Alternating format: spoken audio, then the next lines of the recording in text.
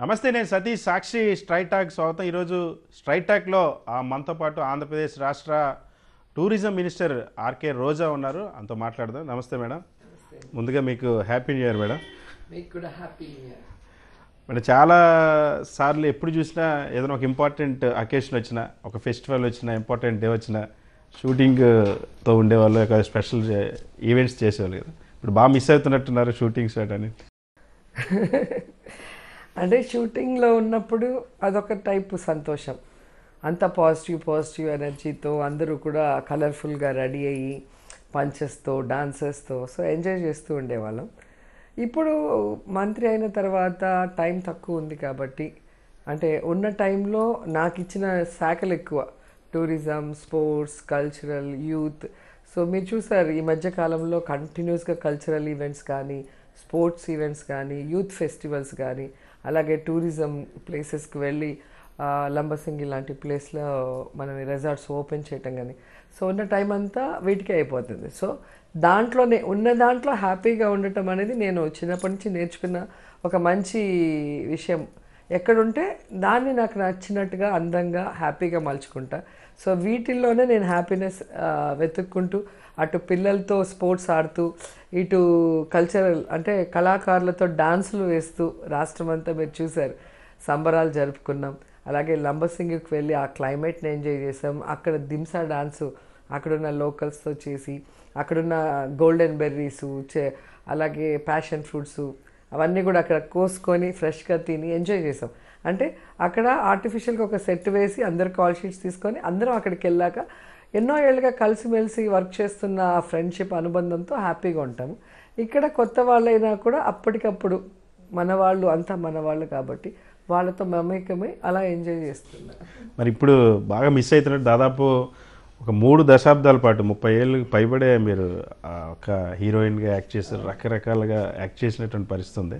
ఇప్పుడు ఒక్కసారి మిస్ అవ్వట్లేదా? బాధ అనిపిస్తుందా? నేను మిస్ అవుతున్నాను, రాష్ట్ర ప్రజలు కూడా మిస్ అవుతున్నారు. ఎక్కడ ఎవరు వెళ్ళినా కూడా మీరున్నప్పుడు భలే ఉండేదండి, ఇప్పుడు ఆ పాత ఎపిసోడ్సే చూసుకుంటున్నాం, జబర్దస్త్వి అంటారు. అలాగే బిలో మిడిల్ క్లాస్ వాళ్ళు మీరు బతుకు జట్కా బండి చేసేటప్పుడు మాకెంతో ధైర్యంగా ఉండేది, మాకు ఎన్నో విషయాలు తెలిసేది, మీలాగా అలా నిలదీయాలి అట్లా అందరూ చెప్పేటప్పుడు హ్యాపీగా అనిపించింది. నా షోస్ సక్సెస్ అవ్వటమే కాకుండా 10 మందికి సంతోషాన్ని, ఒక ఆలోచనని అన్నిని కూడా ఇచ్చాయి.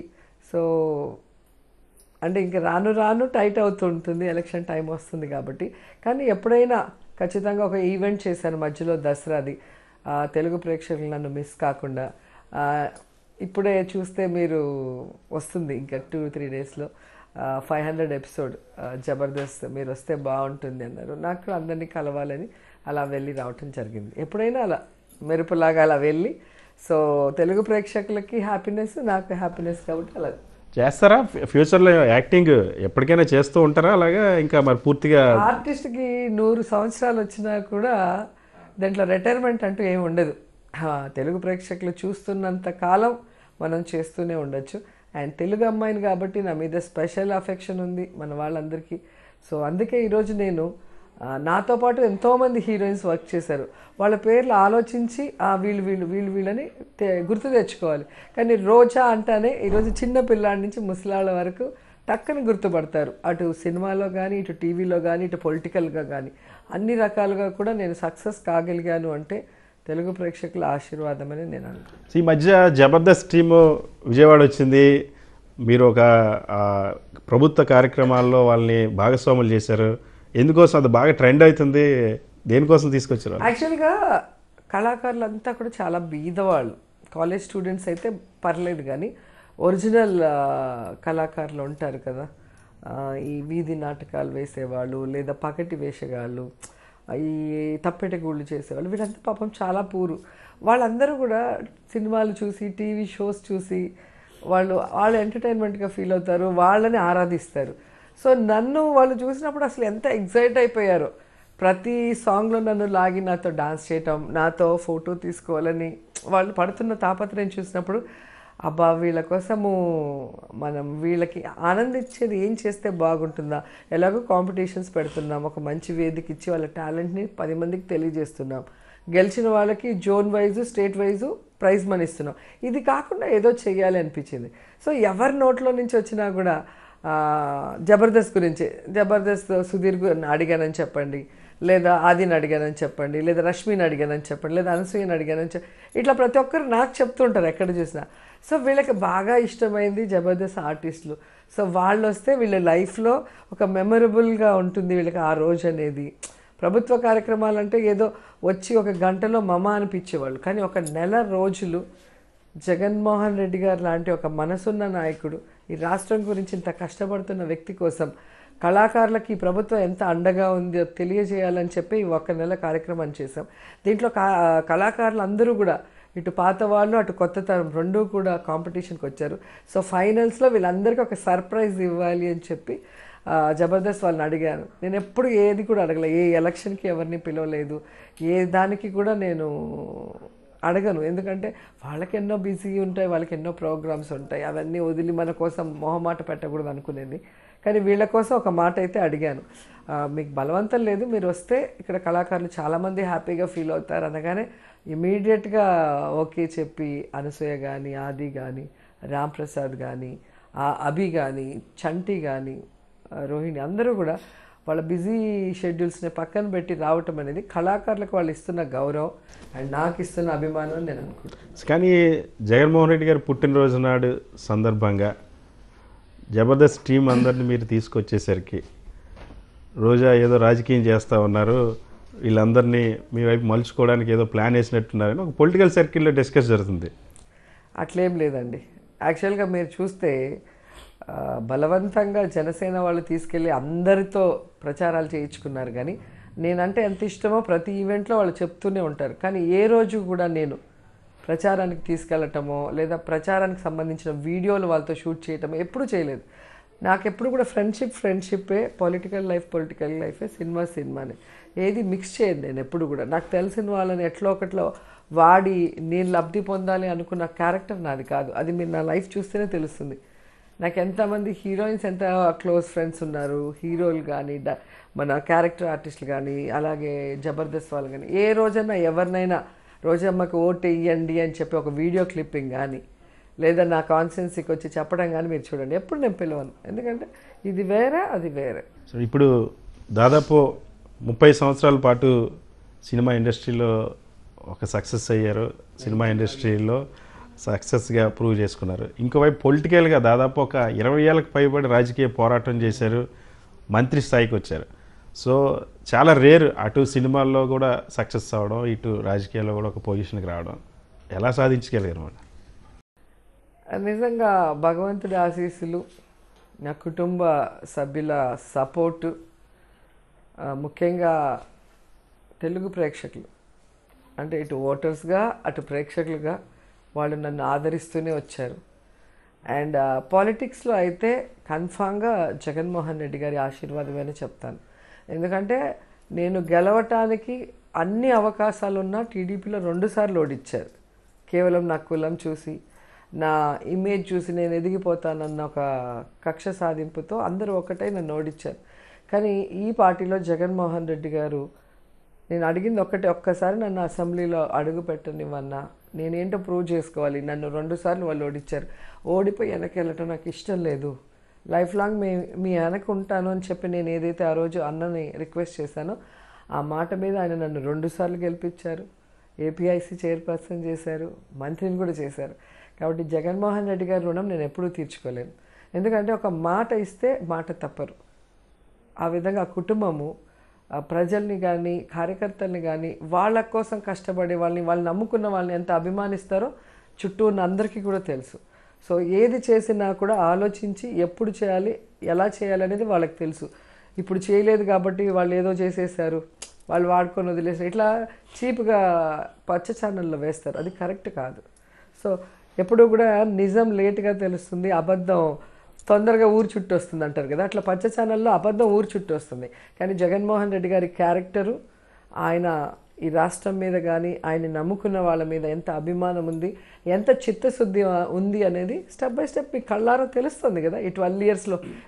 ఒక్కసారి మనం అన్ని సోషల్ మీడియా కానీ, మెయిన్ మీడియాలో కానీ, పేపర్స్లో కానీ రాసినవి చూస్తే అన్న మీద ఏం రాశారు అబద్ధాలు, అవన్నీ అబద్ధాలని ఈరోజు ప్రూవ్ అవుతున్నాయి.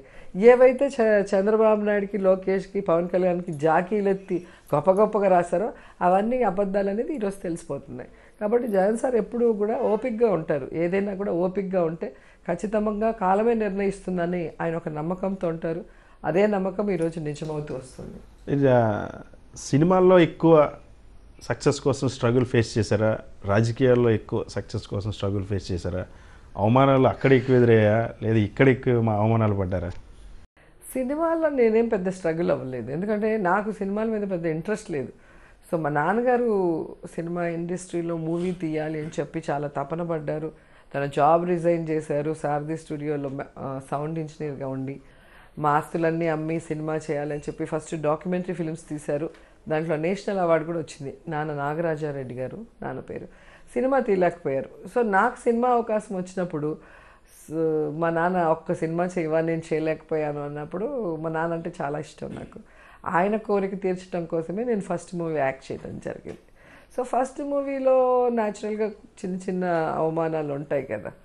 సో వచ్చినప్పుడు మనకి ఇష్టం లేని దాంట్లో పిలిచి మళ్ళీ మనకి డాన్స్ రాదనో మనకి డైలాగ్ చెప్పడం రాదనో మనని హర్ట్ చేయడం కరెక్ట్ కాదు కదా. నాకేం రాదని చెప్పినా పెట్టుకున్నారు కావాలి అని. సో అప్పుడు మా నాన్నకి మా అన్నకి చెప్పాను, నేనేంటో ప్రూవ్ చేసుకోవాలి. నన్ను ఎవరైతే ఈరోజు విమర్శించారో వాళ్ళు నా డేట్స్ కోసం నా ఇంటి ముందు నిలబడాలి. నాకు పంతం ఎక్కువ, అది ఈగోనా లేదా సెల్ఫ్ రెస్పెక్టా నాకైతే ఇప్పటికీ తెలియదు, కానీ పంతం ఎక్కువ. నన్ను ఎవరైనా హర్ట్ చేస్తే దాంట్లో సక్సెస్ అయ్యి చూపించాలి అని. సో అలాగే నేను మా నాన్నని మా అన్నని అడిగి చెన్నైకి వెళ్ళి ఫోటో సెక్షన్ చేసి తిరిగి వస్తుండేటప్పుడే సెల్వమణి సార్ వాళ్ళ అసోసియేట్ డైరెక్టర్ నన్ను చూశారు అక్కడ హోటల్ దగ్గర. చూసి ఇమీడియట్గా సెల్వమణి సార్కి ఫోన్ చేశారు. అంటే వాళ్ళు చామంతి మూవీ అప్పుడు చంబరత్తి కోసం హీరోయిన్ చూస్తున్నారు. ఓ చామన ఛాయ ఉన్న అమ్మాయి, మంచి కళ్ళు, స్మైల్ ఉండాలి, ఎందుకంటే చేపలు పట్టే అమ్మాయి కదా, సో ఫేర్గా ఉండకూడదు అని చెప్పి అంతకుముందే ఒక 4 బాంబే హీరోయిన్స్తో షూట్ చేస్తున్నారు. ఒక అమ్మాయితో షూట్ చేసి మళ్ళీ సెట్ అవ్వలేదు, మళ్ళీ ఇంకో మాటలో 4 హీరోయిన్లు మారారు. సో నేను చూడగానే ఈ అమ్మాయి బాగుంది అని చెప్పి ఇన్ఫామ్ చేయటము, ఇమీడియట్గా మాకు ఫోన్ చేసి మమ్మల్ని ఆఫీస్కి రమ్మనటం, మాకు మేకప్ చేసి కాస్ట్యూమ్స్ వేసి ఒక 2-3 షార్ట్స్ తీశారు. అదే స్కూల్ డ్రెస్లో ఒకటి, లంగావణిలో ఒకటి, ఆ క్యారెక్టర్కి సరిపోయేలాగా. అట్లా నాకు సెల్వమణి గారిది ఫస్ట్ మూవీ. అప్పటికే సెల్వమణి గారు top most director and highest remuneration తీసుకునే డైరెక్టరు. ఆయనవి ఆ 2 సినిమాలు సూపర్ డూపర్ హిట్ అయి ఉన్నాయి, పోలీస్ అధికారి అండ్ కెప్టెన్ ప్రభాకర్. ఇది 3వ సినిమా. ఫుల్ క్రేజీ డైరెక్టర్గా ఉన్నారు. అప్పుడు మేము వెళ్ళగానే సరే మేము షూట్ చేసాము, రష్ వచ్చాక ఒకసారి చూసి మేము చెప్తాము, మా సినిమా రిలీజ్ అయింది, ఒకసారి చూసి వెళ్ళండి, మీకు కూడా డైరెక్టర్ గురించి తెలుస్తుంది కదా అనేసి కెప్టెన్ ప్రభాకర్ టికెట్స్ ఇచ్చారు. మేము సినిమాకి పోతే ఇళయరాజా గారు పేరు వేసినప్పుడు ఫుల్ క్లాప్స్, తర్వాత సెల్వమణి గారు పేరు వేసినప్పుడు విపరీతమైన క్లాప్స్. అప్పుడు అర్థమైంది, అమ్మో ఈయన పెద్ద డైరెక్టర్ అంటే. అప్పుడు మాకు తమిళ్ తెలియదు కదా, సో వాళ్ళు కూడా మాకు ఒక అవగాహన కోసమే సినిమాకి పంపించినట్టున్నారు. మళ్ళీ మేము తిరుపతికి వెళ్ళిపోయాం, తిరుపతి నుంచి వచ్చి వెళ్ళాం కాబట్టి. తర్వాత కొన్ని రోజులకి మీరు సెలెక్ట్ అయ్యారు, షూటింగ్కి రావచ్చు అన్నారు. అట్లా నా సినిమా లైఫ్ స్టార్ట్ అయింది. సో అక్కడి నుంచి మళ్ళీ నేను తిరిగి చూడలేదు. ఎవరైతే నన్ను అవమానించారో వాళ్ళు మళ్ళీ నా కాల్ షీట్స్ కోసం చాలా రోజులు వెయిట్ చేస్తే నేను 9 మూవీస్ రిజెక్ట్ చేయటం జరిగింది. మళ్ళీ ఫైనల్గా సరే అది కరెక్ట్ కాదు, మనం ఈరోజు ఈ స్థాయిలో ఉన్నామంటే ఆ రోజు వాళ్ళు బలవంతం చేయకపోతే మనం యాక్ట్ చేసి ఉండము. సరే మంచో చెడ్డో ఇంట్లో వాళ్ళు తిడితే మనం పడతాం కదా, సో మనకి ఈరోజు ఈ స్టార్డమ్ వచ్చిందంటే వాళ్ళ వల్లే అని మళ్ళీ వాళ్ళతో వర్క్ చేయడం జరిగింది. అంటే ఆ చిన్న కోపం, ఆ చిన్న వయసులో తెలియదు కదా, మన్ని ఇలా అన్నేసరే, మన్ని అవమానించారే అన్న ఒకటి ఉంది.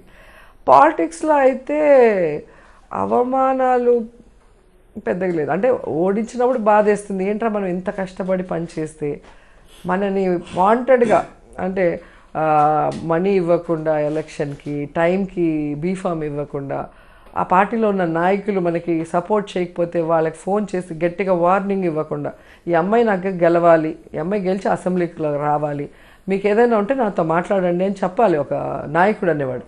అది జగన్ సార్ చేశారు. మీకు ఏదున్నా నన్ను అడగండి, మీకేం చేయాలో నేను చూసుకుంటా, నాకు రోజమ్మ గెలిచి రావాలి అసెంబ్లీకి. అది నాయకుడి లక్షణం. ఇప్పుడు అందరికీ మనం నచ్చం కదా ఒక కాన్స్టిట్యున్సీలో అన్నప్పుడు. అటు ఇటు ఉన్నప్పుడు వాళ్ళని మాట్లాడి వాళ్ళని సెట్ చేయాల్సిన బాధ్యత నాయకుడికే ఉంటుంది. అలా ఏమీ చేయలేదు, అన్ని రకాలుగా నాకు నష్టం చేశారు.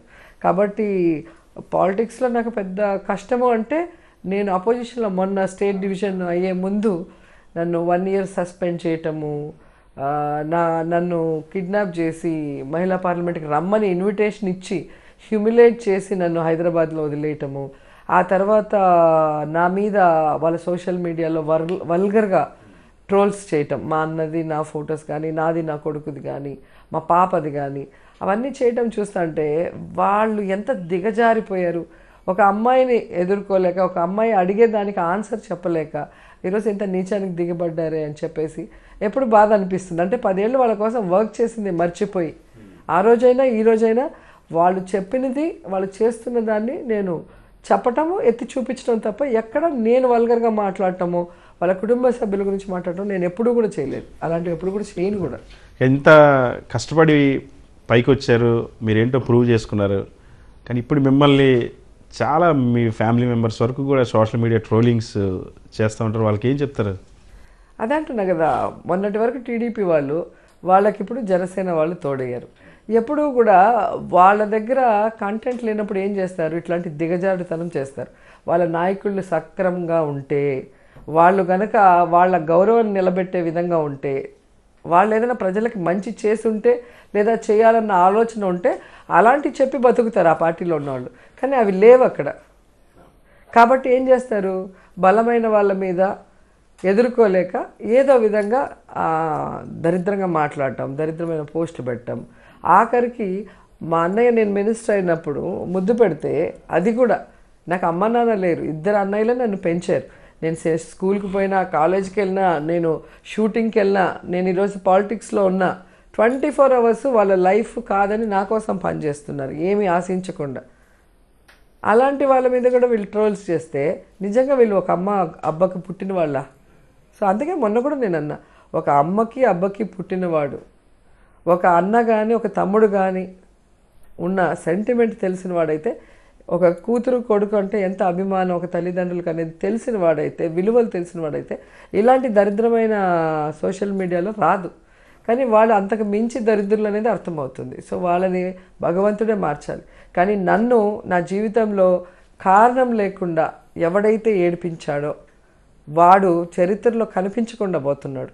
అది మీరు చరిత్ర ఒకసారి చూస్తే తెలుస్తుంది. కొంచెం ముందు అవ్వచ్చు, లేట్ అవ్వచ్చు, కానీ పక్కగా జరుగుతుంది అది. సో మేడం, ఈ ఇండస్ట్రీలో సక్సెస్ అయ్యారు, పాలిటిక్స్లో సక్సెస్ అయ్యారు. మీ సక్సెసర్లు ఎవరు? మీ అమ్మాయి హీరోయిన్ అవుతుందని కొందరు అంటారు, మీ అబ్బాయి పొలిటీషియన్ అవుతుందని ప్రచారం జరుగుతుంది. నిజంగా అలాంటి ఆలోచనలు ఉన్నాయా మీకు? నాకు లేవు, మా పిల్లలకి ఇప్పటి వరకు లేవు. ఎందుకంటే 2 చిన్న పిల్లలు కాబట్టి. తప్పేముంది చెప్పండి. ఇప్పుడు నా డాటర్ హీరోయిన్ అవ్వాలంటే 100% నేను సపోర్ట్ చేస్తాను. నా కొడుకు హీరో అవ్వాలన్నా నేను సపోర్ట్ చేస్తాను. వాళ్ళిద్దరూ పొలిటీషియన్స్ అవ్వాలన్నా నేను సపోర్ట్ చేస్తాను. కానీ వాళ్ళకి ఇక్కడున్న కష్టము సుఖము 2 చెప్తా. పైనుంచి చూసేసి ఇది కలర్ఫుల్గా ఉంది సినిమా, లగ్జూరియస్గా ఉంది అనుకోవద్దు. దాంట్లో కూడా డే అండ్ నైట్ షూటింగ్స్ చేయాలి. మన ఇంట్లో ఎన్ని కష్టాలున్నా, మన వాళ్ళు ఎవరికైనా ఏమన్నా అయినా కూడా అక్కడ నవ్వుతూ సీన్ చేయాలి. మనకి హెల్త్ బాగాలేకపోయినా కాల్ షీట్ ఇస్తే పరిగెత్తాలి. ఈ కష్టాలు కూడా ఉంటాయి. ఎంత డబ్బు ఫేమ్ ఉంటుందో అంత ఇది ఉంటుంది. అలాగే రాజకీయాలు కూడా చూసినంత స్మూత్ కాదు.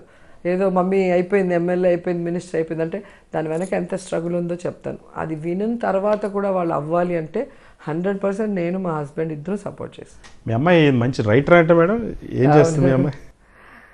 తను ఇంగ్లీష్ నావెల్స్ రాస్తుంది. సో మా ఫ్యామిలీలో నేను ఫస్ట్ హీరోయిన్గా అండ్ పొలిటీషియన్గా వచ్చాను. మా ఫ్యామిలీలో ఫస్ట్ రైటర్ ఆమె. సో దేవుడు అట్లా ఒక్కొక్కరికి ఒక్కొక్క ప్లస్ పాయింట్ ఇచ్చారు.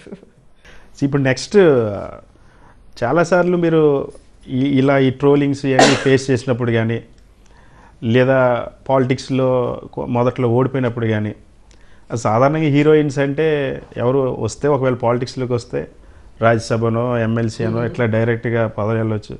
కానీ ఒక నియోజకవర్గంలో తిరగడం, ఓట్లు అడగడం, ఎలక్షన్స్ ఫేస్ చేయడం, 4 ఎలక్షన్స్ ఫేస్ చేయడం, ఇవన్నీ ఎందుకని అనిపించలేదా? అందరిలాగా ఎందుకు, అందరు హీరోయిన్స్ లాగా ఒకవేళ రావాలనుకుంటే ఆ వేలో ఎందుకు వెళ్ళలేదు? ఖచ్చితంగా ప్రజలతోనే ఓట్లు వేయించుకోవాలని ఎందుకు అనుకో? నాకు మొదటి నుంచి ప్రజల్లో నుంచి గెలిచి రావాలి అనేది ఎందుకో మైండ్లో పడిపోయింది. నాకు ఎమ్మెల్సీ ఇస్తానన్నా కూడా వద్దన్నది అందరికీ తెలుసు. అప్పుడు వాళ్ళు ఇవ్వటము నేను వద్దనటం కూడా అందరికీ తెలుసు. ఎందుకంటే ఎమ్మెల్సీ అనేది టచ్ మీ నాట్ లాగా, రాజ్యసభ అనేది ఎవరికైతే ప్రజలతో ఉండకూడదు, ఏ రెస్పాన్సిబిలిటీ లేకుండా ఓన్లీ పవర్ని అనుభవించాలి అనుకున్న వాళ్ళకి అది కరెక్ట్. కానీ నాలాంటి వాళ్ళకి ఏంటంటే హీరోయిన్గా కూడా మీరు చూస్తే ఏ హీరోయిన్ కూడా వాళ్ళ బంధువులను ఫ్రెండ్స్ను షూటింగ్కి పిలవరు, చాలా రిస్ట్రిక్టెడ్గా ఉంటారు. కానీ మా షూటింగ్స్లో మొత్తం మా బంధువులు మా ఫ్రెండ్స్ ఒక 20-30 మంది కూర్చొని భోంచేయటం, సరదాగా కబుర్లు చెప్పుకోవటం. అంటే మొదటి నుంచి జనంలో ఉంటూ అందరూ సంతోషంగా ఉండాలి, అందులో నేను ఉండాలి అనేది నాకు ఇష్టమైన విషయం. ఇటు ఫ్రెండ్స్ అయినా, అటు బంధువులైనా, ఇటు పాలిటిక్స్ అయినా, అటు షూటింగ్ అయినా ఎప్పుడు నా చుట్టూ మనుషులు ఉండాలి, వాళ్ళకి నా వల్ల అయినా సహాయం చేయాలి, వాళ్ళు హ్యాపీగా ఉండాలి, అది చూసి నేను హ్యాపీగా ఉండాలి అనుకుంటా. సో అలా అనుకున్నప్పుడు నాకు పాలిటిక్స్లోకి వచ్చినప్పుడు ఎమ్మెల్యే బెస్ట్, ఎప్పుడు జనంతో ఉండొచ్చు, మన వల్ల అయిన సర్వీస్ వాళ్ళు ఎంతమందికైనా మనం చేసే అవకాశం ఉంటుంది అని చెప్పి పాలిటిక్స్లోకి వచ్చాక తెలిసింది ఇది చాలా కష్టమైన ఒక ఫీల్డు. అంటే మనకి ఎంత పేరున్నా, మనకెంత డబ్బున్నా, మనకెంత క్రేజ్, అదే క్యాస్ట్ ఉన్నా, ఏమున్నా కూడా ఈ పొలిటికల్ దీంట్లో ఒకరిని ఓడించాలన్నా ఓడించేస్తారు, ఒకరిని గెలిపించాలన్నా గెలిపిస్తారు. సీనియర్స్కి జూనియర్స్కి అలాగే క్యాస్ట్ వారు ఇవన్నీ చూసిన తర్వాత అమ్మో మనం వచ్చింది జనాలకి సర్వీస్ చేయాలని, ఇది అవుతుందా కాదా అని ఒక టైంలో డైలమా ఉండేది. కానీ తర్వాత కసి పెరిగింది, ఎట్లయినా చెయ్యాలి అని చెప్పి. సో ఫస్ట్ టైం నేను ఎమ్మెల్యే అయినప్పుడు అసెంబ్లీలో కానీ బయట కానీ ఒక విమెన్కి సపోర్టివ్గా నా వాయిస్ని రేస్ చేయటం, దాని మీద అంటే అంతకు ముందే రాజశేఖర రెడ్డి గారు సీఎంగా ఉన్నప్పుడే, నేను అపోజిషన్ మహిళా ప్రెసిడెంట్గా ఉన్నప్పుడే అనేక విషయాల మీద నేను వాయిస్ రేస్ చేయటం, వాటికి సార్ కూడా అసెంబ్లీలో రియాక్ట్ అయ్యి దానికి అనుగుణంగా ఆయన మంచి చేయటం. సో మన వాయిస్కి ఒక పవర్ ఉంది, మనం చెప్పినప్పుడు దాంట్లో నిజం ఉంటే ఆపోజిట్ వాళ్ళు చేస్తారు అనేది నాకు బాగా అర్థమైంది. సో అప్పటి నుంచి నేను ఎక్కడ భయపడకుండా ఏది మంచిది జనంకి, ఏది చేయాలనుకుంటానో అది గట్టిగా మాట్లాడటం స్టార్ట్ చేశాను. సో నా అదృష్టం బాగుండి ఇప్పుడు గవర్నమెంట్ రావటం, నేను ఎమ్మెల్యేగా ఉండటం, మనసున్న నాయకుడు జగన్మోహన్ రెడ్డి గారు ముఖ్యమంత్రి అవ్వటం అనేది నాకు అన్ని రకాలుగా ప్లస్ అయింది. ఏది అడిగినా కూడా నా నియోజకవర్గానికి వెంటనే లేదు అనకుండా చేసిస్తున్నారు. సో 35 ఏళ్ళుగా నగరి ప్రజలు ఏం కోరుకుంటున్నారు, ఏం జరగలేదో ఒక్కొక్కటిగా చేసుకుంటూ వస్తున్నాం. ఎందుకంటే ఆల్మోస్ట్ 2 years కోవిడ్ టైంలో అసలు ఎంత కష్టపడ్డాము, ఎలా మేము జనాల్లో ఉండి జనాలకి ఒక భయం లేకుండా ఆ ప్యానిక్ సిచ్యువేషన్ నుంచి బయటికి, ఇటు జనాల్ని బయటికి తేవాలి, అటు అఫిషియల్స్ని తేవాలి. ఎందుకంటే వాళ్ళకి కొత్త, సో ప్రాణాలు పోతాయంటే ఎవరైనా కూడా ముందుకు రావడానికి భయపడతారు. అందుకని నేనే జనాల్లో ఉంటూ అందరినీ ఎంకరేజ్ చేస్తూ ముందుకు వెళ్ళి అసలు వాళ్ళని కాపాడటం కోసం అన్ని ప్రయత్నాలు చేసి కాపాడుకోగలిగాం. సో ఆ విధంగా ఆ 2 years పోయాక మిగిలిన టైం అంతా ఏమేం చేయాలి ఒక్కొక్కటిగా ప్రయారిటీ తీసుకొని చేసుకుంటూ వచ్చేస్తున్నాం. సార్ రేపు 12 ఏళ్ల కిందట జగన్మోహన్ రెడ్డి గారి రాజకీయ భవిష్యత్తు పైన ఒక స్పష్టత లేనప్పుడు ఎందుకు ఆయనతో పాటు ప్రయాణించాలి, ఆయన మా భవిష్యత్ మొదటి రోజు నుండి నడుస్తున్న వాళ్ళు మీరున్నారు అన్న ఏ నమ్మకంతో జగన్మోహన్ రెడ్డి గారు వెనకాల ఆ రోజు ప్రయాణించాలనుకున్నారు? అది చాలామంది అడిగారు. నాకు మంత్రి పదవి రానప్పుడు అసలు జగన్ గారు ముఖ్యమంత్రి అవుతారా లేదా, కాంగ్రెస్, బీజేపీ, తెలుగుదేశం ఇంతమంది ఆయన మీద కక్షగట్టి ఆయన్ని తొక్కాలని ఎన్ని ప్రయత్నాలు చేస్తున్నారు, ఆయన మీద తప్పుడు కేసులు పెట్టి లోపల పెడుతున్నారు, ఇలాంటి ఆయన్ని నువ్వు నమ్ముకొని వెనక్కి వెళ్తున్నావు ఒక లేడీగా ఉండి అని అన్నారు. కానీ నాకు తెలియదు, ఎందుకో జగనన్నను చూస్తే ఖచ్చితంగా ముఖ్యమంత్రి అవుతాడు అన్న నమ్మకం మాత్రం బలంగా ఉన్నింది. అండ్ ఆయన కూడా అమ్మ నేను ఒక్కసారి స్టాండర్డ్ అయితే 30 ఏళ్ళు కలిసి మనం రాజకీయం చేద్దామన్నారు నాతో మాట్లాడినప్పుడు అన్న. సో కాంగ్రెస్లో నేను జాయిన్ అవ్వలేదు, రాజశేఖర రెడ్డి గారిని కలిసిన తర్వాత ఒక 6-7 daysకి ఆయన చనిపోయారు. నేను రెగ్యులర్గా పోయి నాకు అంతా కొత్త, అక్కడ ఎవరూ తెలీదు. సో వెళ్ళి అన్న మాత్రము ఎందుకో ఎప్పటి నుంచో బంధం ఉన్నట్టు, ఎన్నో ఏళ్ళగా పరిచయం ఉన్నట్టు అనిపించేది. సో వెళ్ళటం, అన్నను చూడటం, ఆయన వచ్చి ఒక పలకరిస్తారు, నేను మళ్ళీ ఇంటికి వెళ్ళిపోవటం. ఒకరోజు అన్నారు, అమ్మ నాకే ఒక స్పష్టత లేదు, నేను కాంగ్రెస్లో ఉంటానా లేనా అనేది తెలీదు, నువ్వు కొంచెం వెయిట్ చేయి, ఒక స్పష్టత వచ్చిన తర్వాత నాతో నడుద్దు, 30 ఏళ్ళు మనం కలిసి రాజకీయం చేద్దామన్నారు. మరి ఏ ఐడియాతో చెప్పారో తెలీదు. నేను అలాగే అన్నా ఆ రోజు నుంచి.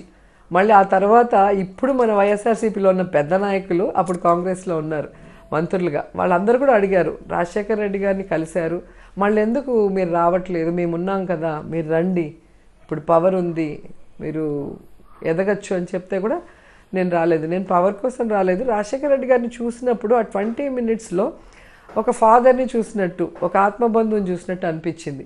ఆ ఫ్యామిలీలో వాళ్ళు మనుషులతో మాట్లాడితే ఎవరైనా, నేను చెప్తాను ఈరోజు విజయమ్మతో కానీ, రాజశేఖర రెడ్డి గారితో కానీ, జగన్ గారితో కానీ ఎవరైనా ఒక 10-20 నిమిషాలు మాట్లాడితే వాళ్ళని వదులుకోలేరు. సో ఆ మాట అలాంటిది. సో అలాగే నేను కూడా అన్న వెనక అలాగే నడవటం జరిగింది. సో ఈ రోజుటి వరకు ఆ రోజు చెప్పిన మాటని ఎక్కడా కూడా తప్పకుండా నా జీవితాల్లో నన్ను అడుగడుగున ఆశీర్వదిస్తూ నేను సక్సెస్ అవుతూ ముందుకు వెళ్ళడానికి అన్ని రకాలుగా సపోర్ట్ చేస్తున్నారు. సో అందుకే అదేంటో తెలియదు. మనం ఒక మనిషిని చూస్తాం, ఎక్కడైనా చూస్తే వీడు మంచోడు అనుకుంటాం, ఒకరిని చూస్తే అమ్మ వీడు వేస్ట్ ఫెలో లాగా ఉన్నాడంటే ఎందుకు తెలీదు. మన మైండ్ వాళ్ళని చూడగానే అలా రియాక్ట్ అవుతుంది. అలా జగన్ సార్ చూడగానే ఇతను ఖచ్చితంగా ఈ రాష్ట్రాల్లో చరిత్ర సృష్టిస్తాడు అని నాకు అనిపించింది. అండ్ పాదయాత్రలో ఒక్కొక్క స్టెప్ చూస్తుంటే అసలు ప్రతిరోజు ఆశ్చర్యంగా ఉంటుంది, ప్రతిరోజు ఒక షాకింగ్గానే ఉంటుంది. అన్న బిహేవియర్ కానీ, అన్న ఎంత కష్టం వచ్చినా లేదా ఎలాంటి సిచ్యువేషన్లో అయినా ఒక స్మైలింగ్తో, ఒక పాజిటివ్ ఎనర్జీతో ఆయన డీల్ చేసే విధానం చాలా నచ్చి నేను చాలా నేర్చుకున్నాను ఆయన చూసి, ఇన్స్పిరేషన్ అయ్యి. సో మీలాగే కరుడు కట్టినటువంటి జగన్మోహన్ రెడ్డి ఫాలోవర్స్ కొడాలి నాని గారు కానీ, అనిల్ కుమార్ యాదవ్, మీ ముగ్గురిని బాగా ట్రోల్ చేస్తారు తెలుగుదేశం పార్టీ, జనసేన. ఎందుకంటే వాళ్ళు ఎలా రిసీవ్ చేసుకుంటారు మేడం? మీరు షేర్ చేసుకుంటారా కొడాలి నాని గారితో మాట్లాడినప్పుడు కానీ, అనిల్ కుమార్ గారితో మాట్లాడినప్పుడు కానీ? ముగ్గురు 3 స్టైల్స్ అసలు. అనిల్ అన్న ఒక స్టైలు, కొడాలి నాని అన్న ఒక స్టైలు, నేను ఒక స్టైలు. కానీ వాళ్ళిద్దరు నన్ను చాలా ప్రేమగా చూసుకుంటారు. అన్నేమో కొడాలి నాని అన్నేమో చెల్లెలుగా చూసుకుంటారు, అనిల్ అన్నేమో అక్కగా చూసుకుంటారు. కానీ అన్న అక్క అంటే నేను అన్న అంటాను, అన్న నేను చిన్నవాడిని అంటే ఆ చిన్నోళ్ళ పెద్ద కదా, అదొక గౌరవం. అంటే ఎట్లా జగన్ అన్నకి ఒక కమిటెడ్గా ఉంటారో, నా విషయంలో నన్ను ఎవరైనా విత్ ఇన్ పార్టీ కానీ అవుట్ ఆఫ్ ద పార్టీ విమర్శించినా, నాకేది ఇబ్బంది అయినా అదే విధంగా స్టాండ్ అవుతారు వాళ్ళిద్దరు. సో చాలా హ్యాపీ అనిపిస్తుంది. ఆ బాండేజ్ మా ముగ్గురులో ఉంటుంది. మేము ముగ్గురం కూడా ఎప్పుడూ ఎవరికి భయపడలేదు, దేనికి భయపడలేదు. జగన్ సార్ బాగుంటే మనం బాగుంటాం, ప్రజలు బాగుంటారు. మా కాన్సెప్ట్ అంతే. ఎవడొచ్చాడు, వాడు ముందొచ్చాడా, వెనకొచ్చాడా, వాడు పదవులు కొట్టేశాడా, సంపాదించాడా, మనకు ఉందా, ఇవేవి మా బుర్రలో ఉండదు. మా బుర్రలో ఒకటే, జగన్ సార్ సీఎం అవ్వాలి, ఈ రాష్ట్ర ప్రజలు బాగుండాలి, అందులో మేము ఉండాలి. సో అదే కాన్సెప్ట్తో మా నాయకుడిని కాపాడుకోవటంలో 24 hours మేము ఎప్పుడు మాకు విషయం తెలిసినా ఇమీడియట్గా రియాక్ట్ అవుతాం. మాకు ఒకరు ఫోన్ చేసి మీరు ప్రెస్ మీట్ పెట్టండి అని చెప్పాల్సిన అవసరమే లేదు మా ముగ్గురు విషయంలో. సో అంతగా మాకు బాండేజ్ అన్నతో. ముందు కష్టపడి ఆయన కష్టాన్ని చూసాము, ఆయన పడిన అవమానాలని చూసాము. అసలు నాకు తెలిసి రాజకీయాల్లో ఈ భారతదేశంలో ఎవరికి ఇన్ని కష్టాలు వచ్చిండవు, ఎవరికి ఇన్ని అవమానాలు వచ్చిండవు అనవసరంగా. ఆయన కూడా తట్టుకొని నిలబడ్డాడు అంటే ఆయన లీడర్, అది లీడర్షిప్. అంతేగాని ఎవడన్నా టీవీలో 2 రోజులు తప్పుగా రాస్తే వెంటనే పోయి వాళ్ళ కాళ్ళు పట్టుకోవటం, కేసు పెడతారంటేనే పోయి కాళ్ళు పట్టుకోవటం చూస్తున్నాం కదా మనం. కొంతమంది సినిమాలో హీరోలే కానీ బయట చూస్తే పార్టీలను అమ్మేస్తారు, పార్టీలు విలీనం చేసేస్తారు. పచ్చ ఛానళ్ళలో పబ్లిసిటీ కోసం చంద్రబాబు నాయుడుతో ఫ్రెండ్షిప్ చేయటం, ఇవి ఏవి కూడా జగన్మోహన్ రెడ్డి ఎప్పుడు చేయలేదు. నువ్వు ఎన్నన్నా రాసుకో, ఈరోజు నువ్వు నా గురించి రాయొచ్చు, కానీ ప్రజలు తెలుసుకుంటారు, భగవంతుడు ఉన్నాడు, భగవంతుడు చూసుకుంటాడని చెప్పి తల వంచకుండా తను నమ్మిన దాన్ని నిజాయితీగా చేసుకుంటూ ముందుకు వెళ్ళారు. సో అది మాకు నచ్చింది మా ముగ్గురికి కూడా. సో ఎప్పటికీ మేము జగనన్న సైనికులమే. సో ఈ మధ్య అన్స్టాపబుల్ షో ఒకటి నడుస్తుంది మేడం, పొలిటీషియన్స్ ఆ షోకి వెళ్తారా? మీకు బాలకృష్ణ గారితో గతంలో హీరోగా పనిచేసినటువంటి పరిచయం ఉంది కదా, బాలకృష్ణ గారు ఎప్పుడైనా అన్స్టాపబుల్ షోకి పిలిచారా? ఒకవేళ పిలిస్తే వెళ్తారా? యాక్చువల్గా పిలిచారు. ఆ పిలిచిన సమయంలోనే అసెంబ్లీలో చిన్న ఒక డిస్టర్బెన్స్ జరుగుతూ ఉన్నది. సో మనం వెళ్ళి మనం పొలిటికల్గా ఉన్నప్పుడు అది మన పార్టీకి నష్టం జరగకూడదు, అది ఒక రాంగ్ మెసేజ్ పోకూడదని నేను ఆ రోజు వెళ్ళలేదు. కానీ ఈరోజైతే వెళ్ళాలని ఇంక అనిపించడం లేదు. ఎందుకంటే ఎన్టీఆర్ గారు ఆర్టిస్టులు అందరికీ కూడా రోల్ మోడల్, ఒక గాడ్ ఫాదర్ లాగా. అలాంటి ఎన్టీఆర్ గారి ఆవేదనని, ఆయనకి జరిగిన అవమానాన్ని, ఆయన ప్రాణాలు పోవటానికి కారణమైన విషయము, ఆయన ఎప్పుడైతే ఆ పదవి దిగి ఏడుస్తూ ఆయన వీడియోస్ కానీ ఆయన ఇంటర్వ్యూస్లో ఇచ్చారో అవన్నీ అబద్ధము, చంద్రబాబు నాయుడు మా నాన్నకి వెన్నుపోటు పొడవటం కరెక్టు, మా నాన్న దగ్గర నుంచి పదవి లాక్కోవటం కరెక్టు అని చెప్పి ఇప్పుడు ఒక షోలో దాన్ని భావనో లేదా ఆయన రాజకీయ భవిష్యత్తునో లేదా ఆయన కూతురు భవిష్యత్తునో అల్లుడు భవిష్యత్తునో ఏది కాపాడటానికి చేశాడో కానీ చాలా పెద్ద తప్పు. ఎందుకంటే ఈరోజు ఎన్టీఆర్ గారి కొడుకులకి ఒక పేరు ప్రఖ్యాతులు ఉన్న ఒక ఆస్తి ఇచ్చిన వాళ్ళు సొసైటీలో ఈరోజు నించున్నారంటే అది ఓన్లీ బికాస్ ఆఫ్ ఎన్టీఆర్ గారు. అలాంటి తండ్రిని సర్వనాశనం చేసిన చంద్రబాబు నాయుడిని కాపాడటం కోసం ఇప్పుడు అన్స్టాపబుల్ అనే షోలో ఆయన్ని తీసుకొచ్చి ఎన్టీఆర్ అబద్ధం అనేది ఈయన నిజం అనేది ప్రూవ్ చేయాలని చూశారు చూడు. దాంతో నాకు ఆ షో మీదే ఇంట్రెస్ట్ పోయింది. అంతకుముందు అయితే అబ్బా బాలకృష్ణ గారి గురించి నేనే చెప్పేదాన్ని, ఆయన చైల్డిష్ మెంటాలిటీ, అతను మీరు అనుకున్నట్టు కాదు అని. అందరూ ఏంటంటే ఆయన కోపిష్టి, ఫోన్లు బాగా కొడతాడు, మనుషులు కొడతాడు, అమ్మో అని భయపడేవాళ్ళు. కానీ అన్స్టాపబుల్ వచ్చిన తర్వాత అర్థమైంది అంటే ఈయన కూడా జాలీగా ఉండే క్యారెక్టర్ అని. కానీ ఆ మంచి పేరుని ఈ చంద్రబాబు నాయుడు ఇంటర్వ్యూతో మొత్తం పోయింది. సో ఇక నాకు ఆ షో చేయాలన్న ఇంట్రెస్ట్ కూడా పోయింది. సెకండ్ ఈ మధ్య బాలకృష్ణ హోస్ట్గా చేస్తున్నటువంటి ఇదే అన్స్టాపబుల్ షోకి అనేక సంవత్సరాలుగా విమర్శలు చేసుకుని విభేదించుకున్నటువంటి పవన్ కళ్యాణ్ వెళ్ళి ఆ షో ఆల్రెడీ షూట్ కూడా జరిగింది. ఆ కాంబినేషన్ని ఎలా మీరు చూస్తారా? ఇది అన్స్టాపబుల్ షో కన్నా ఎథికల్ షో అని చెప్పచ్చు. ఎందుకంటే పవన్ కళ్యాణ్ తన జన సైనికుల్ని బాలకృష్ణ ఒకటే మాట అన్నాడు, పవన్ కళ్యాణ్ మీటింగ్కి వచ్చే వాళ్ళంతా అలగా జనం, సంకరజాతి నా కొడుకులు అని చెప్పి పచ్చిగా మాట్లాడాడు. ఆ విషయాన్ని పవన్ కళ్యాణే పబ్లిక్ మీటింగుల్లో బాధపడుతూ చెప్పాడు, ఎలా అంటారు మా వాళ్ళని, దీని మీద ఎందుకు డిబేట్లు పెట్టలేదు అని చెప్పి గొడవ చేసిన వ్యక్తి ఈరోజు అదే బాలకృష్ణతో నవ్వుకుంటూ కూర్చొని మాట్లాడుతున్నాడు అంటే అప్పుడు వాళ్ళ సంకరజాతి నా కొడుకులు అలగా జన్మను ఒప్పుకున్నట్ట? దానికి ఆన్సర్ పవన్ కళ్యాణే చెప్పాలి. రెండోది, చంద్రబాబు నాయుడు లోకేష్ పచ్చ ఛానళ్లతో చేరి తన తల్లిని అవమానించారు, తన తల్లిని అవమానించే విధంగా డిబేట్లు పెట్టారు అని చెప్పి బాధపడ్డాడు. మరి అదే కుటుంబ సభ్యుడితో అదే వేదికలో పోయి నువ్వు ఎందుకు కూర్చున్నావు? అంటే wherever you goes networks follows అన్నట్టుగా చంద్రబాబు నాయుడు ఎక్కడికి పోతే సచ్చినట్టు నేను అక్కడికి వెళ్ళాలి, అప్పుడే నాకు ప్యాకేజీ వస్తుంది, నాకు పబ్లిసిటీ వస్తుంది, లేకపోతే మా అన్నం దొక్కినట్టు నన్ను దొక్కేస్తారేమో అని చెప్పి తన రాజకీయ భవిష్యత్తు కోసం, తన ప్యాకేజీ కోసం, తన కుటుంబానికి అవమానం జరిగినా పర్లేదు, తన తల్లికి అవమానం జరిగినా పర్లేదు, తన ఫ్యాన్స్, తన కార్యకర్తలు, జన సైనికులు కూడా సంకరజాతి నా కొడుకులు అనేదానికి ఓకే చెప్పిపోతున్నాడు అంటే ఇక వాళ్ళు ఆలోచించుకోవాల్సింది, వాళ్ళు చెప్పాలి సమాధానం. జనసేన కార్యకర్తల పైన, పవన్ కళ్యాణ్ ఫ్యాన్స్ పైన మీరు నిన్న మొన్న చూసా జాలి చూపిస్తున్నారు, ఎందుకోసం మేడం? ఈరోజు కాదండి, నేను ఆల్మోస్ట్ 2-3 ఇయర్స్గా చెప్తున్నాను, జన సైనికులను చూస్తే మాకు జాలేస్తుంది. ఎందుకంటే ఒక పార్టీలో ఉన్నామంటే మా పార్టీ ఎజెండా ఇదిరా, మా నాయకుడు ఇదిరా, మేము ఇది చేసాంరా అని చెప్పుకునే దమ్ము ధైర్యం కార్యకర్తకి నాయకుడికి ఉండాలి. మాకుంది. మా నాయకుడు తప్పుడు కేసులు పెట్టినా కడిగిన ముచ్చల్లాగా బయటకు వచ్చాడు. తను 3600 కిలోమీటర్ల పాదయాత్రలో ప్రతి గుండె చప్పుడు విన్నాడు. దానికి ఏం చేస్తాను అనేది క్లియరిటీగా డైరీ రాసుకొని పేపర్లో ఎవ్రీడే ప్రింట్ చేశారు. ఆ పేపర్లు తిప్పి చూసుకోండి, మీలాగా దాచిపెట్టుకునింది కాదు, అన్నీ ఓపెన్, పారదర్శకంగా ఉన్నారు.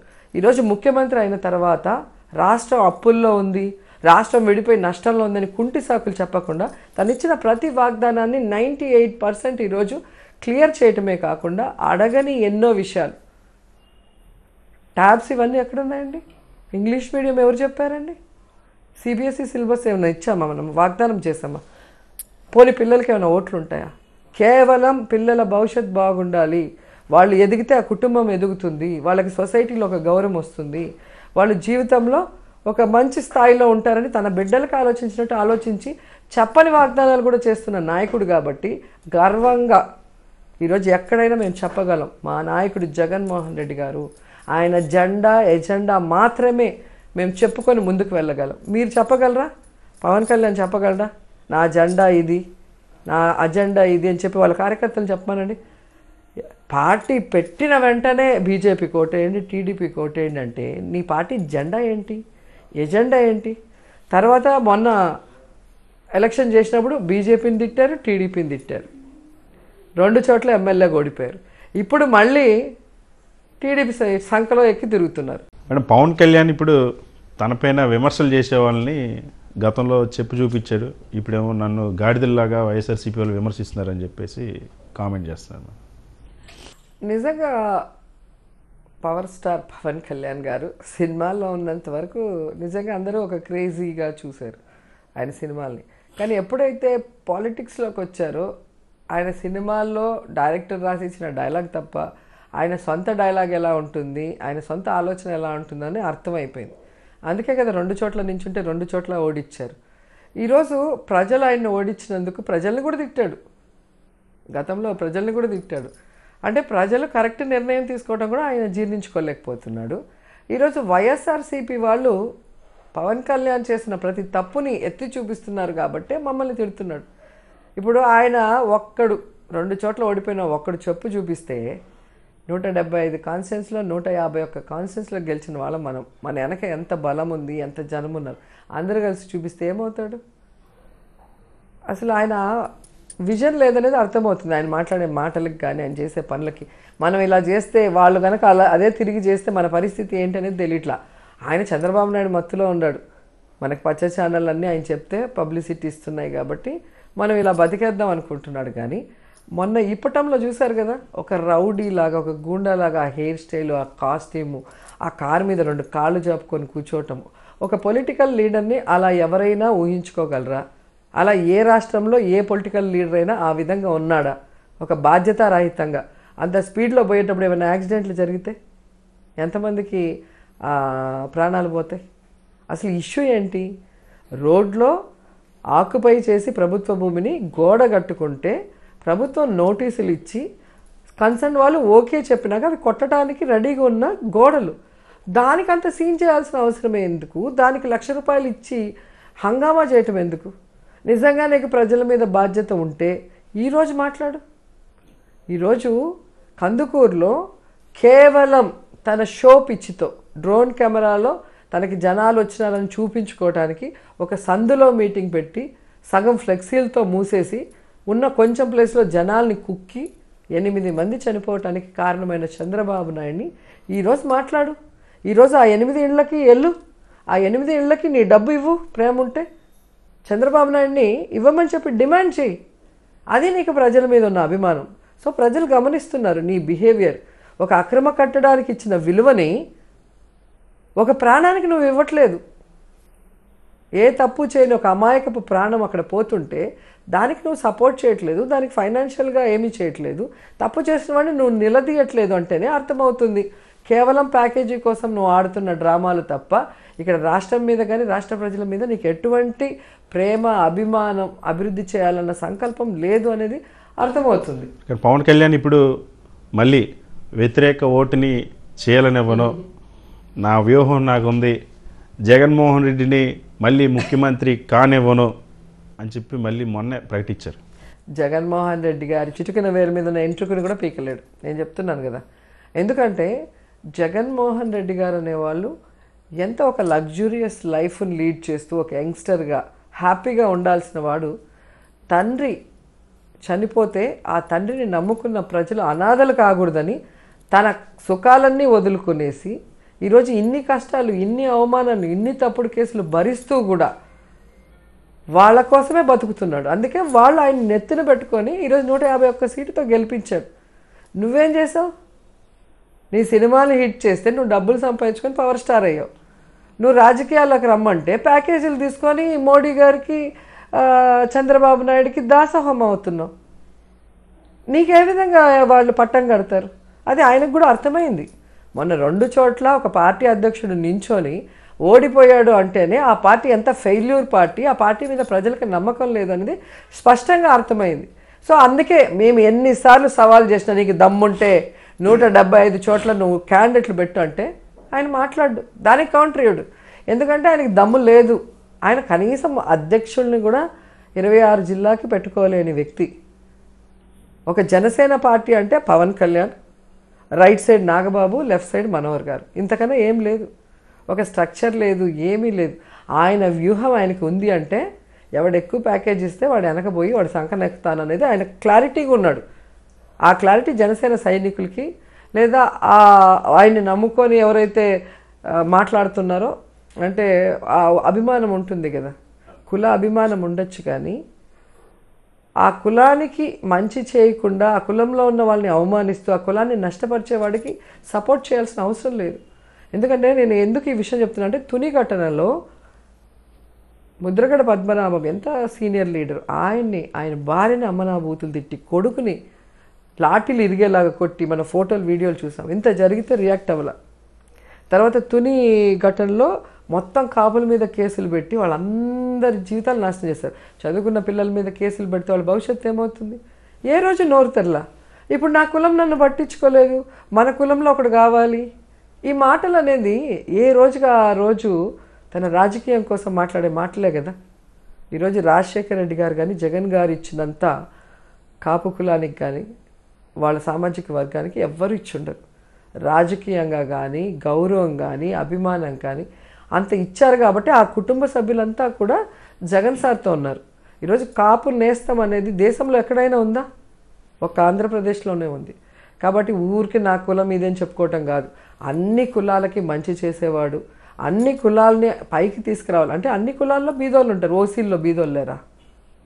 ఓసీల్లో కూడా బీదోళ్ళు ఉన్నారు కదా, వాళ్ళకు కూడా న్యాయం చేయాలి అన్న ఆలోచన లీడర్స్కి ఉన్నప్పుడే వాళ్ళు లీడర్లుగా ఎదుగుతారు. అందుకే జగన్ సారు సీఎం అయ్యాడు, ఈయన జీరో అయ్యాడు. మేడం, పవన్ కళ్యాణ్ ఇప్పటికీ కూడా నేను ముఖ్యమంత్రి అవుతాను లేదా నా ప్రభుత్వం వస్తే ఫలానాది ప్రజలకు చేస్తానని మాత్రం ఎందుకు చెప్పలేకపోతున్నాను? ఎంతసేపు జగన్మోహన్ రెడ్డిని ఓడిస్తాను, ఆయన ముఖ్యమంత్రి కానివననే అంటున్నారు. నిజంగా దానికి ఎవరికి కూడా ఆన్సర్ దొరకట్లేదు. కనీసం పవన్ కళ్యాణ్కైనా ఆన్సర్ దొరికిందో లేదో తెలియట్లేదు. ఇప్పుడు మనం పాలిటిక్స్లో వచ్చినప్పుడు నేను ఎమ్మెల్యే అవ్వాలి, నా కాన్స్టిట్యున్సీ ప్రజలకు నేను అభివృద్ధి చేయాలి, వాళ్ళ కష్టాలని దూరం చేయాలని నేను అనుకుంటా.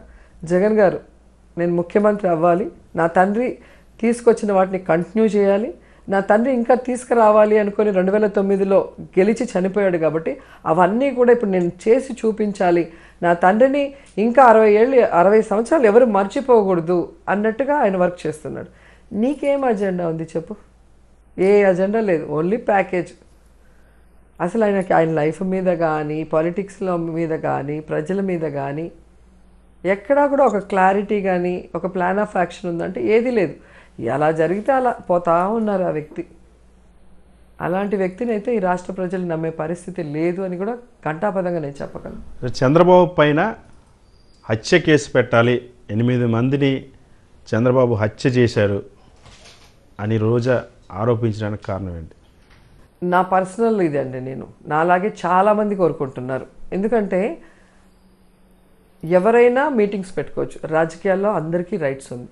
జగన్మోహన్ రెడ్డి గారు కూడా 3600 కిలోమీటర్ల పైగా నడిచినప్పుడు అనేక సందర్భాల్లో అనేక ప్లేసెస్లో మీటింగ్స్ పెట్టారు. లక్షలాది మంది జనాలు వచ్చారు. అసలు ఆయన వెనక లక్షలాది మంది అట్లా నడుస్తూ ఉంటారు. మీరు ఎంత దూరం డ్రోన్ కెమెరా ఎగరేసుకోండి, ఏ యాంగిల్లో అయినా మీరు కెమెరా పెట్టుకోండి, అది జన అభిమానం. నీకు జనాలు రావట్లేదని పొద్దున్నుంచి ఖాళీగా కూర్చొని గోర్లు గిల్లుకుంటూ రాత్రుల్లో వచ్చి సందుల్లో ఫ్లెక్సీలన్నింటినీ కవర్ చేసేసి ఉన్న కొంచెం ప్లేస్లో జనాల్ని కుక్కేసి డ్రోన్ కెమెరాలు ఎగరేసి ఏదో జనాలు ఉన్నారని పచ్చక ఛానల్లో చూపించుకోవాలన్న ప్రయత్నంలో ఈరోజు ప్రాణాలు పోయినాయి. అప్పుడు చంద్రబాబు నాయుడు వల్లే జరిగిన హత్యలు ఇవి. రాజకీయ హత్యలే, అంతే కదా. వాళ్ళు ఆడికి రాకపోతే, నువ్వు రాకపోతే వాళ్ళు అక్కడ రావాల్సిన అవసరం లేదు. నిన్ను చూసి తండోపతండాలుగా వస్తే నువ్వు ఎందుకు గ్రౌండ్స్లో పెట్టుకోవచ్చు, సర్కిల్స్లో పెట్టుకోవచ్చు కదా, ఎందుకు సందులు గొంతుల్లో పెడుతున్నావు? కాబట్టి ఖచ్చితంగా ఆ 8 మంది ప్రాణాలు పోవటానికి కారణం చంద్రబాబు నాయుడు. కాబట్టి A1 ముద్దాయిగా 8 మీద హత్య కేసు నమోదు చేయాలి. ఎందుకంటే ఈ మధ్యకాలంలో మనం చూసాం, హైకోర్టులు చాలా విషయాల్లో సుమోటోగా వాటిని తీసుకొని ఎవరు కేసు పెట్టకపోయినా వాటిని కోర్టు తీసుకొని జరిపిస్తుంది. అలా జరిపించినప్పుడు 8 మంది ప్రాణాలు తీసిన చంద్రబాబు నాయుడు మీద కేసు పెట్టాలా వద్దా? అందుకే నేను కోర్టుని చేతులెత్తి నమస్కరించి అడుగుతున్నా. ఇది చాలా అవసరం. ఇలాగే వదిలేస్తే ఇంకా ఎంతోమంది ప్రాణాలు తీస్తాడు ఈ చంద్రబాబు నాయుడు తన షో పిచ్చి కోసం. కాబట్టి ఖచ్చితంగా దీని మీద డెసిషన్ తీసుకోవాలి, ఈయన మీద కేసు పెట్టాలి, అది గట్టిగా డిమాండ్ చేస్తుంది. కానీ తెలుగుదేశం పార్టీ, వైఎస్ఆర్ కాంగ్రెస్ పార్టీ శవరాజకీయాలు చేస్తుంది. జనం తండోపు తండాలుగా తరలి రావడం వల్ల తొక్కిసలాట జరిగి ఒక ప్రమాదం జరిగితే దాన్ని రాజకీయం చేస్తుందని చెప్పి మీ పైన విమర్శ చేస్తుంది. అసలు ఎక్కడో ఎవరో ఏదో అయితే దానికి జగన్మోహన్ రెడ్డి గారిని ఏ విధంగా మాట్లాడారు తెలుగు మహిళలు కానీ తెలుగు తమ్ముళ్ళు కానీ అది చూడండి మీరు. మేమేం మాట్లాడాం వాళ్ళేం మాట్లాడారో చూడండి. సంబంధం లేని వాటికి జగన్ గారిని అమ్మనాభూతులు తిట్టడము, దాన్ని రాజకీయం చేస్తూ హెడ్లైన్స్లో చూపించటము, వాళ్ళ పేజీల్లో ఫ్రంట్ పేజీల్లో వేయటం మనం చూసాం. కానీ ఇక్కడ రాజకీయం చేయాల్సిన అవసరం మాకు లేదు. మేము రాజకీయం చేయాలంటే ఈరోజు ఆడున్న ఎవరైతే పర్మిషన్ తీసుకున్నారో ఎవరైతే మీ అందరి మీద కేసులు పెట్టి లోపల వేసేయచ్చు. మళ్ళీ మీరే అంటారు కక్ష సాధింపు చర్యలు. తెలిసి ఇప్పుడు నువ్వు పొద్దున్న సాయంత్రం వరకు పాదయాత్ర చేస్తున్నావో లేదో బిజీగా ముందు కాన్స్టెన్స్లో ఉండి నెక్స్ట్ విలేజ్కి వచ్చావో, సో ఆ టైంలో ఒక్కొక్కసారి 4 కనుక్కుంటే 5 అవ్వచ్చు, 5 అంటే 6 అవ్వచ్చు అనుకోవచ్చు. కానీ ఏ పని లేకుండా ఖాళీగా కూర్చొని కేవలం రాత్రిలో మబ్బుల్లో జనం ఉన్నట్టు చూపించాలన్న ప్రయత్నంలో మనుషుల ప్రాణాలు నువ్వు తీసావు. అది ఖచ్చితంగా హత్యతో సమానమే. కాబట్టే ఆయన మీద యాక్షన్ తీసుకోవాలి మేము అడుగుతున్నాం. అదే జగన్మోహన్ రెడ్డి గారి మీటింగ్లో కనుక 8 మంది చనిపోయింటే ఈరోజు దాని మీద డిబేట్లు మొత్తం డే అండ్ నైట్ ఇంకా రాష్ట్రంలో వేరే విషయం లేనట్టు దాని మీద నడిపించుంటారు కదా. మరి ఇప్పుడు చంద్రబాబు నాయుడు తెలిసి చేసిన దాన్ని ఎందుకు మీరు చూపించడం లేదు? మేము అది అడిగితే అది తప్పు, అది రాజకీయం అంటారు. మేము రాజకీయం చేయాలంటే అది వేరేలాగా ఉంటుంది. ఏ రోజు కూడా రాజకీయం అనేది మన అజెండా గురించి మనం మాట్లాడుకొని పోటీ పడాలి. ప్రజల దగ్గరికి వెళ్ళి మీ మేనిఫెస్టో ఏంది, మీరు ఏం చెప్పారు, మీరు ఏం చేశారు 2014లో, మేమేం చెప్పాం, మేమేం చేసాం 2019 తర్వాత అనేది ఇద్దరం చూపిస్తే అది రాజకీయంగా పోటీ. కానీ మనకి ఛానళ్ళు ఉన్నాయి కదా అని చెప్పేసి ఏది పడితే అది తప్పుడు రాతలు రాసేసి ఈరోజు మీకు వచ్చే గుందుకి ఆ యాంగిల్లో చూడొచ్చు కదా, ఈ యాంగిల్లో చూడొచ్చు కదా అని ఒక తెలుగు మహిళ మాట్లాడుతుంది. అంటే 8 మంది మనుషుల ప్రాణాలు పోతుంటే ఆ కుటుంబ సభ్యుల ఆవేదనని కూడా పట్టించుకోకుండా వాళ్ళు మాట్లాడుతున్న తీరు, పార్టీ కోసం రాష్ట్రం కోసం సమిధులయ్యారంట. చంద్రబాబు నాయుడు గారి చేతగానితనం వల్ల, ఆయన పబ్లిసిటీ పిచ్చి వల్లే ఆ 8 మంది చనిపోయారు. అందుకే కదా ఆయన పోయి ఆ కుటుంబ సభ్యుల మధ్యలో కూర్చొని ఆడవాళ్ళ పక్కన తీసుకో అమ్మా అంటే కూడా వాళ్ళు పట్టించుకోలే. వాళ్ళు శోకసంద్రంలో మునిగిపోయి ఉన్నారు. మనం చూస్తున్నాం విజువల్స్.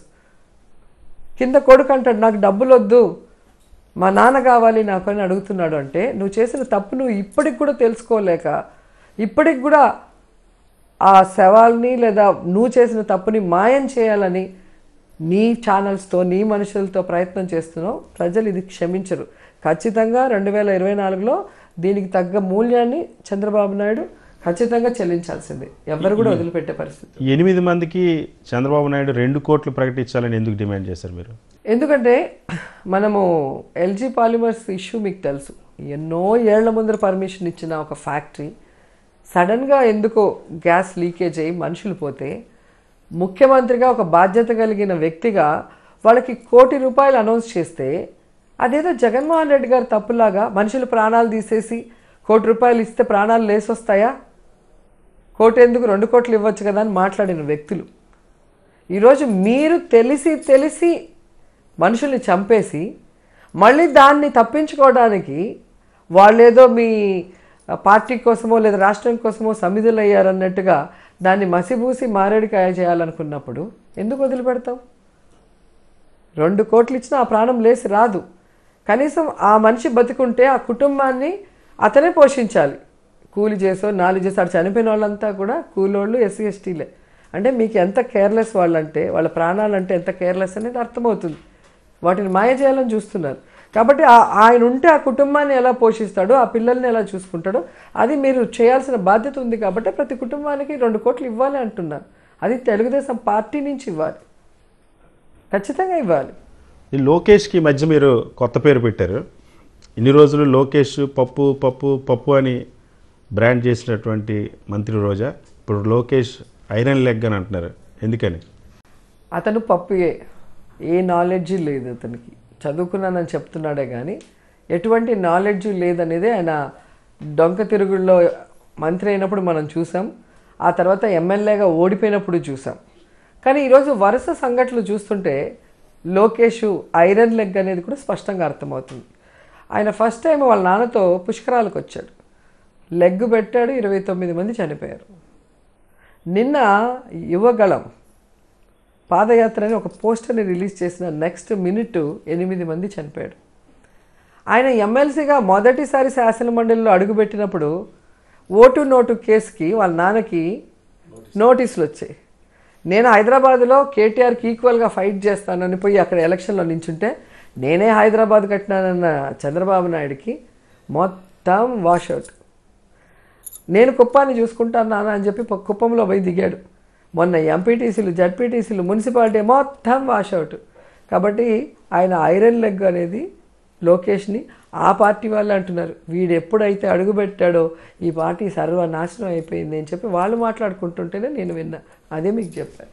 లోకేష్ ఇప్పుడు పాదయాత్ర చేయబోతున్నారు. యువగలం ఒక టైటిల్తో 400 రోజులు 4000 కిలోమీటర్లు పాదయాత్ర, ప్రజల ఎజెండాని సెట్ చేయడానికి పాదయాత్ర చేస్తారంట మేడం. అది యువగలం కాదు, తెలుగుదేశం పార్టీకి సర్వమంగళం.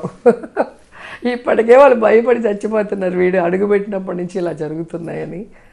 అండ్ అది యువగళం అనకన్నా నారా గరళం అనొచ్చు. వాళ్ళు ఏ మీటింగ్ పెట్టినా, ఏ ర్యాలీ అన్నా జగన్ గారిని తిట్టడానికి, ఆయన మీద విషం చెమ్మటానికే ఉపయోగిస్తారు. కానీ వాళ్ళకి దమ్ము ధైర్యం ఉంటే, మా నాన్న ఈ మేనిఫెస్టో చెప్పాడు ఈ ఎలక్షన్లో 99లో కానీ లేదా మొన్న 2014లో కానీ ఇవి చేశాడు, ఇంతమందికి లబ్ధి చేకూర్చున్నాడని చెప్పానండి. అవి ఉండవు. ఎప్పుడు ఎవడో ఒకటి తిట్టడానికి, వాడిని ఎత్తిన బురద చల్లటానికే నానా కొడుకులు ప్రయత్నిస్తారు. అలాంటప్పుడు పాదయాత్రలు ఎందుకు? అది వేస్ట్. అండ్ ఈయన నడవాలి అంటే ఎప్పుడు నడిచేది? అది చాలా కష్టం. అది చూద్దాం మనం అది కూడా. అండ్ అజెండా సెట్ చేస్తా అంటున్నాడు కదా. నువ్వు అజెండా సెట్ చేసే లోపల జనాలు అజెండా సెట్ చేసేశారు. ఈ రాష్ట్ర ప్రజలకి ఒకే జెండా, ఒకే అజెండా. అది జగన్మోహన్ రెడ్డి గారి వైఎస్ఆర్సీపీ జెండా అండ్ జగన్ గారి అజెండా. దానికి ప్రజలు కట్టుబడి ఉన్నారు. ఈరోజు ఏదైతే జగన్ గారు చెప్పారో పాదయాత్రలో అది చేశారు. కాబట్టి ఆయనే మాకు ఎప్పటికీ ఉండాలనేది వాళ్ళు నిర్ణయించుకున్నారు. అలా నిర్ణయించుకున్న విషయం మీకు తెలిసింది కాబట్టి గతంలో అయ్యన్న పాత్రుడు కానీ లేదా అచ్చెన్నాయుడు కానీ మీ నాన్న కానీ మేము సచివాలయ వ్యవస్థ తీసేస్తాం, వాలంటరీ వ్యవస్థ తీసేస్తాం, మేము వస్తే సంక్షేమ పథకాలు తీసేస్తాం అని చెప్పిన వ్యక్తులు, ఈ సంక్షేమ పథకాలు ఇవ్వటం వల్ల ఈ ఆంధ్రప్రదేశ్ శ్రీలంక అయిపోతుందని చెప్పిన వ్యక్తులు ఈరోజు మేము సచివాలయ అలాగే పెడతాం, వాలంటరీ వ్యవస్థను అలాగే పెడతాం, అన్ని వెల్ఫేర్ స్కీమ్స్ ఇస్తాము అంటేనే మీకు అర్థమైంది కదా ప్రజల గుండెల్లో జగన్మోహన్ రెడ్డి గారు ఎంత స్థిరంగా ఉన్నారు అనేది. కాబట్టి ఈ పప్పులు తినుకుంటూ కూర్చోవలసిందే తప్ప పాదయాత్రలు చేస్తే వల్ల ఏ ఉపయోగం లేదు. ఆ పార్టీకి నష్టం తప్ప. వీళ్ళు ఎంత తిరిగితే మాకు అంత మంచిది. ఎందుకంటే వీళ్ళు తిరిగినప్పుడు ఎలాగూ వీళ్ళ పార్టీలో వీళ్ళు ఆల్మోస్ట్ 83 నుంచి ఆ పార్టీ ఉంది. ఎన్టీఆర్ గారికి వెన్నుపోటు పొడిచిన తర్వాత వాళ్ళ నాన్న 14 ఏళ్ళు ఉన్నాడు. ఈ పార్టీ ప్రజలకు ఏం చేసింది, ప్రజలు ఏం లబ్ధి పొందారో చెప్పాలి.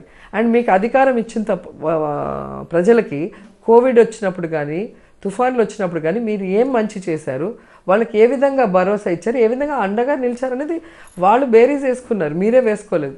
ఇవన్నీ డిస్కషన్స్ వస్తాయి. మీరు ఎంత తిరిగితే మాకు అంత మంచిది. పవన్ కళ్యాణ్, లోకేష్, చంద్రబాబు నాయుడు ఎంత తిరిగితే అన్ని ఓట్లు వైఎస్ఆర్సీపీకి పెరుగుతాయి, అన్ని సీట్లు వైఎస్ఆర్సీపీకి పెరుగుతాయి. ఈ జగన్మోహన్ రెడ్డి ప్రభుత్వం ఒక సైకో ప్రభుత్వం, ఈ ప్రభుత్వాన్ని ఇంటికి పంపించడానికి జనం సిద్ధంగా ఉన్నారని చెప్పి చంద్రబాబు అంటారు. కలగంటున్నాడు, పగటి వేషాలు వేసుకుంటూ పగటి కళలు కనుకుంటూ పిచ్చి మాటలు మాట్లాడుతున్నాడు. నేను చెప్పాను కదా, ఆయన పిచ్చి ఆసుపత్రిలో చేర్పించే రోజు దగ్గరలోనే ఉంది. నాకు టైం లేదు నా మనవడితో ఆడుకోవటానికి అన్నాడు. ఏదో రామకృష్ణ అనుకుంటే ఆ పిల్లోడితో ఆడుకోవచ్చు కదా. ఎందుకు ఈ విధంగా తిరిగి అందరి ప్రాణాలు తీసి ఉన్న పేరు పోగొట్టుకొని పిచ్చోడు అనిపించుకోవటం ఎందుకో నాకైతే అర్థం కావట్లేదు. కరోనాకి వ్యాక్సిన్ కూడా నా వల్లే వచ్చిందని చంద్రబాబు అంటున్నారు.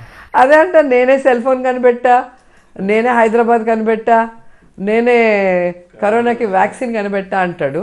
మరి లోకేష్ని గెలిపించడానికి ఏదో ఒక మందు కనిపెట్టచ్చుగా, ఈయన పిచ్చి తగ్గటానికి ఏదో ఒక మందు కనిపెట్టుకోవచ్చుగా. అది నవ్వుకుంటున్నారు. అంటే ఒక టైంలో ఆయన మీడియాతో చేసిన మేనేజ్మెంట్కి ఒక మంచి అడ్మినిస్ట్రేటర్ అని ఒక మంచి పేరు ఉండేది. అది మొత్తం పోయి ఒక కామెడీ పీస్ లాగా మిగిలిపోతున్నారు. అది ఎందుకు అలా చేస్తున్నారో మనకైతే అర్థం కాల. ఎవరైనా చెప్పాలి, లేదా అంటే డాక్టర్కి చూపించాలి. ఆయన అంటారు కదా రావుగోపాలరావు కొడుకు, వాడిని డాక్టర్కి చూపించండి రా అని. అలా అయిపోతుంది. లాస్ట్కి ప్రజలే చెప్తారు మొత్తం అందరూ కలిసి.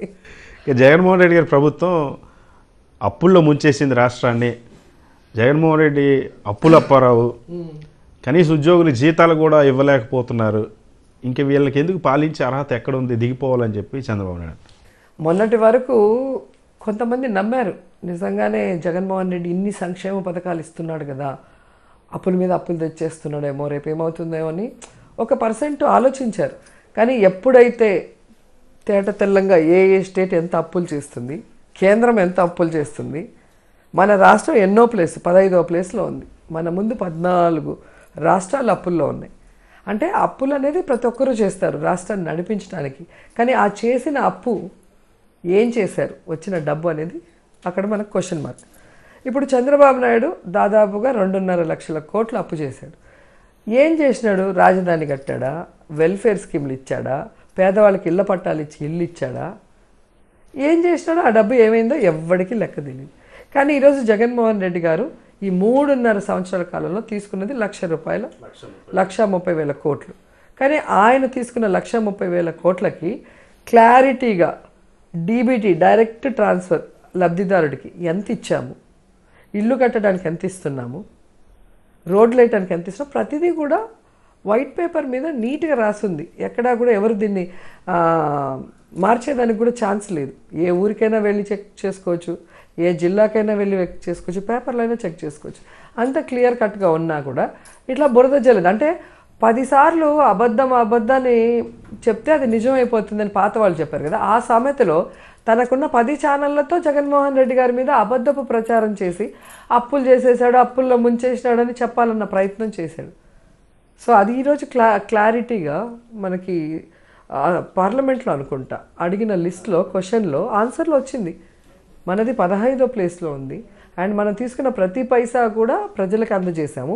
తీసుకున్నది కూడా అందరికన్నా తక్కువ తీసుకున్నాం. మనం అప్పులు తీసుకున్నంత చంద్రబాబు నాయుడు. ఆ విషయం ఈరోజు ప్రజలకి క్లారిటీ వచ్చింది కాబట్టి ఇంకా ప్రజలు ఎటువంటి పరిస్థితుల్లో వీళ్ళని నమ్మే పరిస్థితి కూడా లేదు. సో జగన్మోహన్ రెడ్డిని ఓడించడానికి అన్ని పార్టీలు నాతో కలిసి రావాలని చెప్పి చంద్రబాబు పిలిపిస్తున్నారు. వాళ్ళు కలిసి రావటం కాదు, ఇప్పుడు ఏది జరిగినా కూడా అఖిలపక్ష మీటింగ్ కూడా పెట్టుకుంటున్నారు కదా. వాళ్ళంతా సన్యాసులు రాసుకుంటే ఏమొస్తుంది? బూడిద రాలుతుంది. ఒకప్పుడు సిపిఐ అంటే కమ్యూనిస్ట్ పార్టీ, సో దానికి ఒక విలువ ఉండేది. కానీ ఈరోజు చంద్రబాబు నాయుడు పార్టీ లాగా ఆయన వెనక తిరుగుతున్నారు. ఇక జనసేన విషయం అందరికీ తెలిసింది.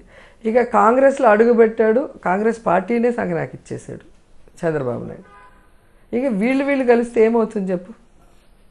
జోగి రాసుకుంటే బూడిద రాలుతుంది అన్నట్టు ఈ సన్యాసులంతా రాసుకోవటం తప్ప ఈరోజు వీళ్ళందరూ కలిసి ఏమన్నా చేయాలన్నా కూడా ప్రజలు వీళ్ళకి సహకరించాలి కదా.